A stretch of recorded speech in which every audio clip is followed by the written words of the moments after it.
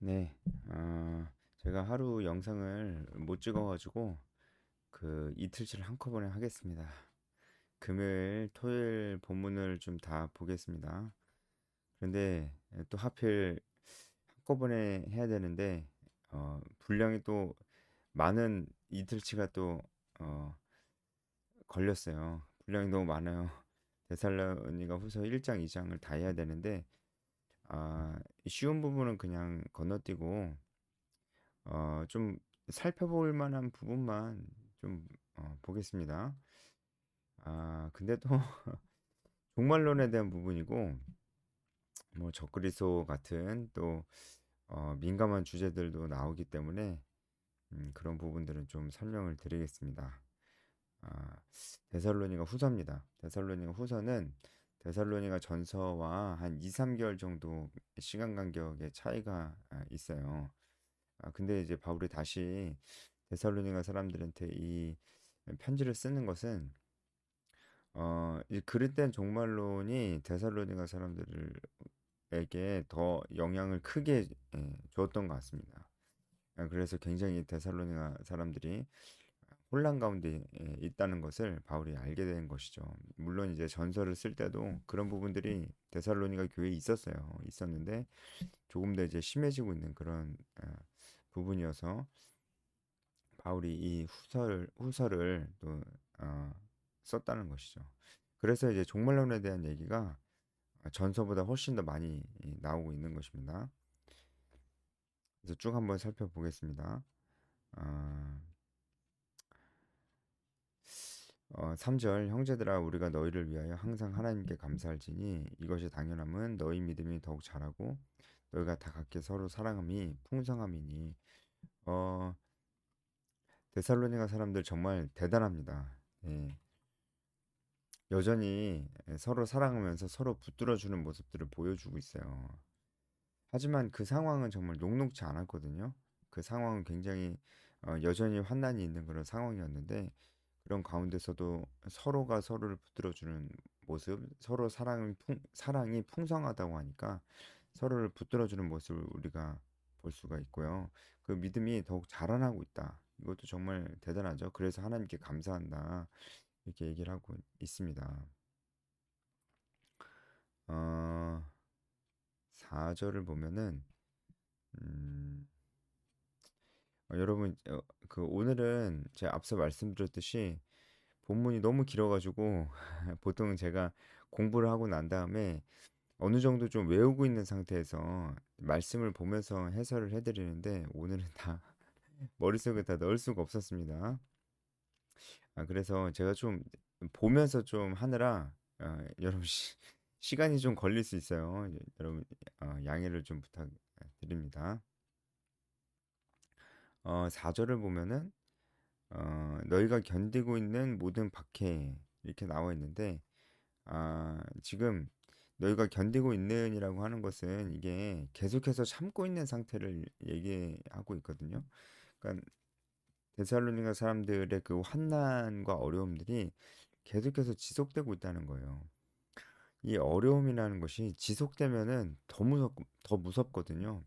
어려움이 아주 단발성으로만 끝나면 어쩌면은 우리가 웬간한 거는 다 견뎌낼 있을 수도 있습니다. 그런데 이 환난이라는 것이 이 무서운 게 이게 지속될 때가 정말 무섭잖아요. 사람을 막 지치게 만들거나 말려 죽이는 그런 게 있잖아요.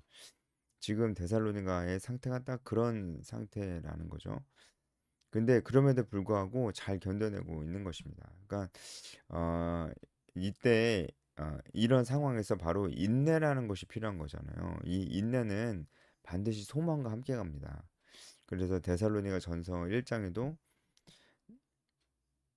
너희 믿음의 역사와 사랑의 수고와 우리 소망의 인내를 기억한다고 이렇게 얘기를 했잖아요. 그러니까 이 데살로니가 사람들에게 이제 그 인내가 있는 만큼 소망이 있었다는 거죠. 이 소망도 믿음에서 오는 것이죠. 그런 상태에 있었다는 겁니다. 바울이 지금 어, 내가 하나님께 감사한다. 너희가 여전히 믿음 안에 있고 믿음도 더욱 잘하고 있고 너희가 견디고 있다. 인내하고 있다. 그것도 믿음으로 말미암은 것이다. 이렇게 좀 얘기하는 이유는 일단은 그들을 위로하기 위한 목적도 있고요. 후에 이제 바울이 얘기해야 될 종말론과도 관련이 좀 있습니다. 뭐가 관련이 있냐면 이 당시 데살로니가 사람들은 잘못된 종말론 가지고 있다고 그랬죠. 제가 전서에도 말씀드렸었죠. 그 잘못된 종말론이 뭐였습니까?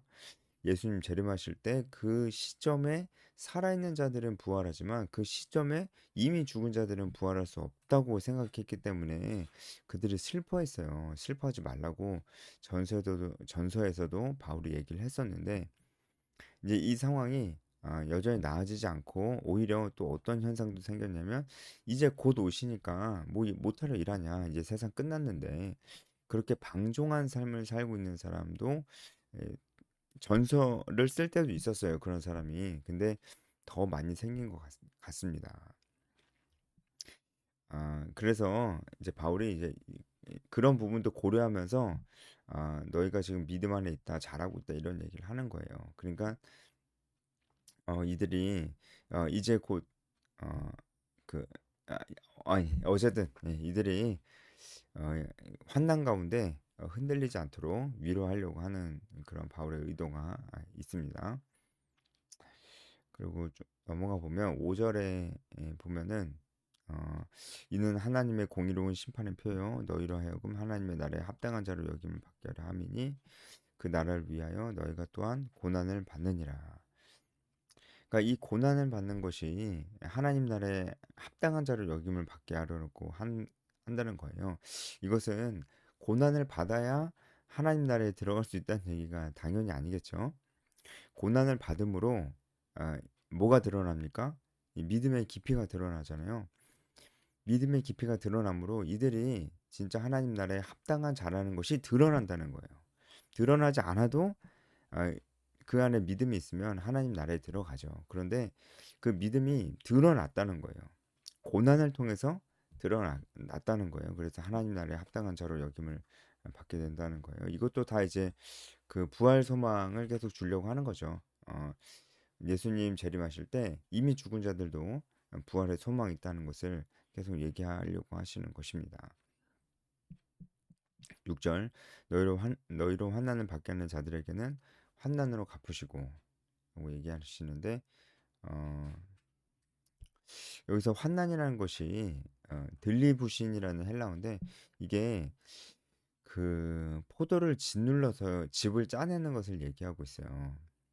그러니까 그만큼 포도를 짓이겨 가지고 즙을 짜내는 것만큼 이 환난이라는 것이 사람을 진짜 피말리게 한다는 거죠. 사람을 막 쥐어 짜내는 거예요. 그런 어려움들이 이제 있었다는 것이죠. 어, 근데 이런 어려움을 그 이 데살로니가 사람들에게 주는 자들은 하나님께서 그들에게 그 환난으로 갚으실 것이다. 그러니까 보통 이제 하나님을 안 믿는 자들이 데살로니가 사람들을 이렇게 괴롭힐 테니까 그들은 나중에 심판을 받을 것이라고 이렇게 말씀을 하시는 것입니다.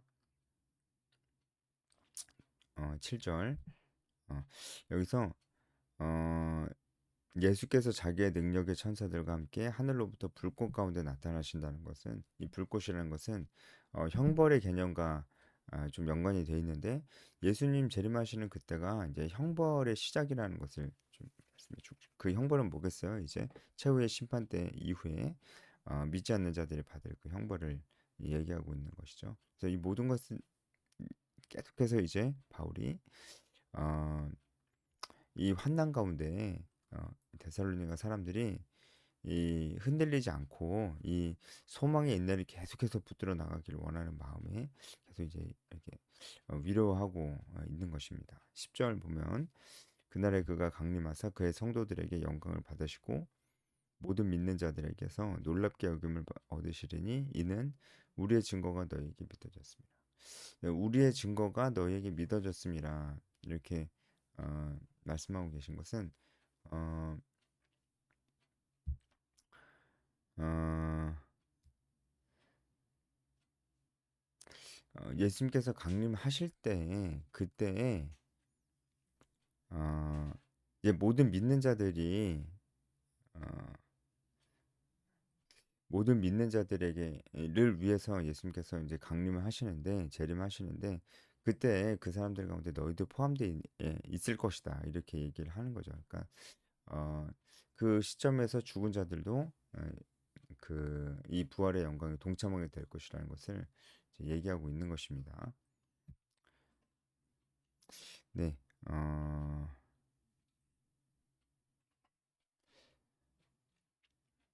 네, 1장은 이제 그 정도까지 하겠습니다. 2장으로 좀 넘어갈게요. 야, 역시 이제 본문이 기니까 쉽지가 않네요.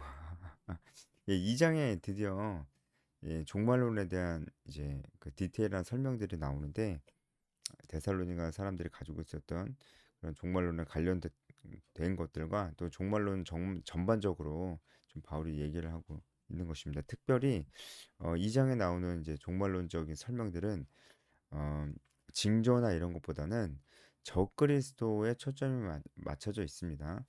불법의 사람이라고 이제 나오는데요. 이 사람이 누구고 무슨 일을 하느냐, 거기에 초점이 맞춰져 있어요. 그리고 우리가 어떻게 해야 되느냐, 여기에 초점을 좀 맞춰져 있으니까 그것을 좀 생각하면서 보면은 좋을 것 같습니다. 어, 형제들아 우리가 너희에게 구하는 것은 우리 주 예수 그리스도의 강림하심과 우리가 그 앞에 모임에 관하여 영으로나 또는 말로나 또는 우리에게서 받았다 하는 편지로나 주의 날을 이르렀다고 해서 쉽게 마음이 흔들리거나 두려워하거나 하지 말아야 한다는 것이라.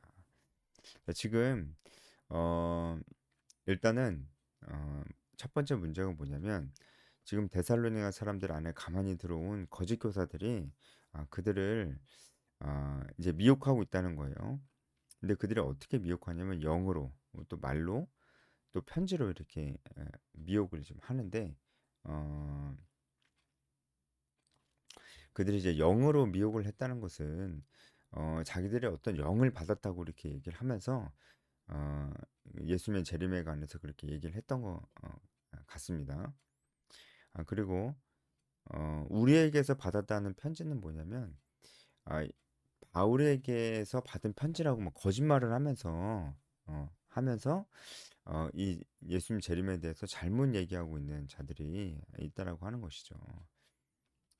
네, 그 사람들의 얘기를 들으면서 이 데살로니가 사람들이 불안해하고 있는 것 같아요. 그래서 흔들리지 말라고 이렇게 얘기를 하고 있습니다. 여기서 우리도 좀 우리에게 적용해 볼 수 있는 것은 어, 음, 우리가 분명하게 해야 될 게 있습니다. 예수님이 언제 다시 오실지 절대로 모릅니다.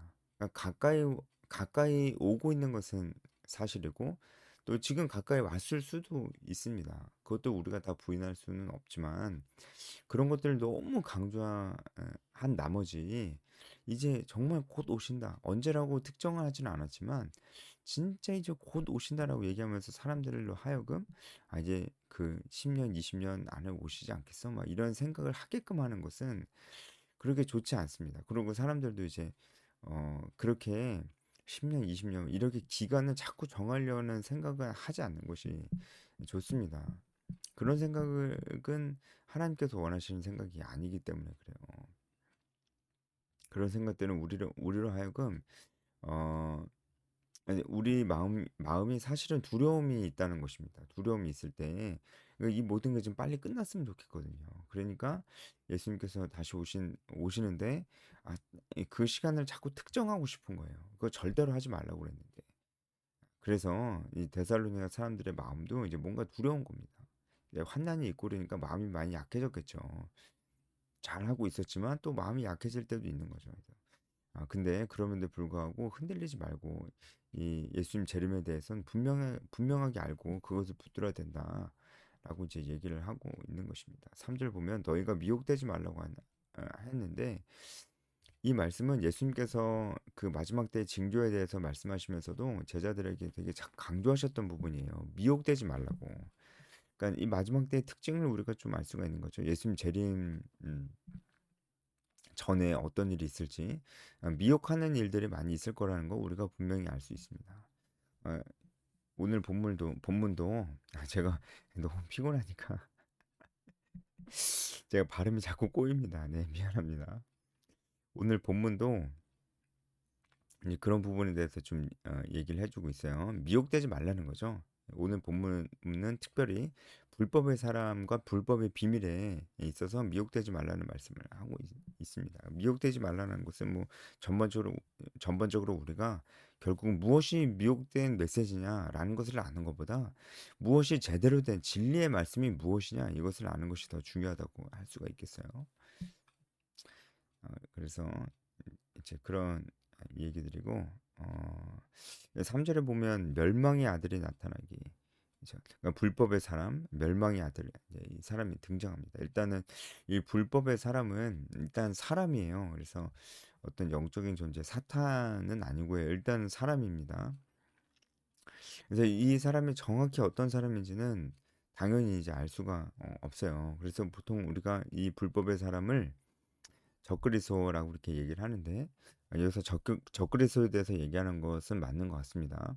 불법의 사람이라고 했으니까 이제 진리하는 진리의 말씀이랑은 아무 상관이 없는 그런 사람이에요. 뒤에서도 볼 테지만 이 사람의 가장 큰 특징은 자기 자신을 하나님이라고 얘기하는 사람이라는 겁니다. 그러니까 뭐 이단일 수도 있고 우리가 정확하게 알 수가 없어요. 이 존재 사실 이제 이 불법의 사람이 누구냐라는 것을 우리가 정확하게 그 사람이 누구다, 적그리스도는 누구다, 뭐 옛날에 유엔 사무총장이다, 뭐 교황이다 이렇게 얘기하는 사람들도 있었는데 그렇게 우리가 생각하는 건 좋지 않습니다. 우리가 구체적으로 이 사람이 누군지 구체적으로 알 필요가 없어요. 왜냐면 중요한 건 우리가 미혹당하지 않는 거거든요. 미혹당하지 않는 것이 중요한 거지. 적그리스도가 정확하게 누군지를 안 알려주셨잖아요. 우리가 알 수가 없다는 거예요. 그것보단 그것보단 우리가 미혹되지 않는 것이 더 중요한 겁니다. 불법의 사람이 누구든 우리가 미혹되지 않고 진리의 말씀 가운데 있으면 불법의 사람이 누구든 우리는 흔들리지 않을 수 있습니다. 그는 또 멸망의 아들이기도 해요. 그 자신이 멸망한다는 거죠. 어, 그는 대적하는 자라 신이라고 불리는 모든 것과 숭배함을 받는 것에 대항하여 그 위에 자기를 높이고 하나님의 성전에 앉아 자기를 하나님이라고 내세운다. 이 사람이 자기를 하나님이라고 내세운다. 이게 중요한 거죠. 예, 그런 사람입니다. 그리고 그가 성전에 앉아 있답니다. 여기서 성전은 일반적으로 성전을 가리키는 헬라어 단어인 나우스.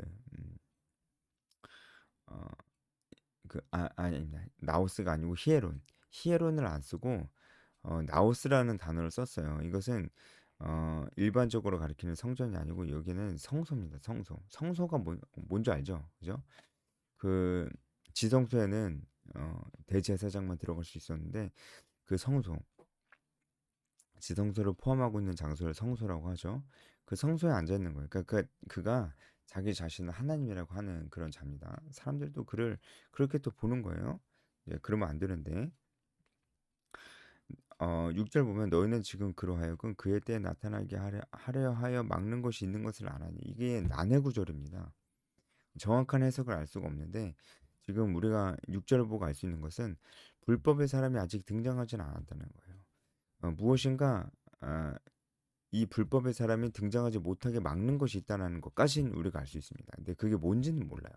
근데 우리가 좀 전체적으로 좀 추측할 수 있는 것은 어, 하나님의 주권적인 역사가 그를 막고 있는 것이고 당연하겠죠. 당연하겠죠. 모든 것이 하나님 주권 가운데 있으니까 아직 그의 때가 되지는 않았다라는 거죠. 불법의 사람의 때가.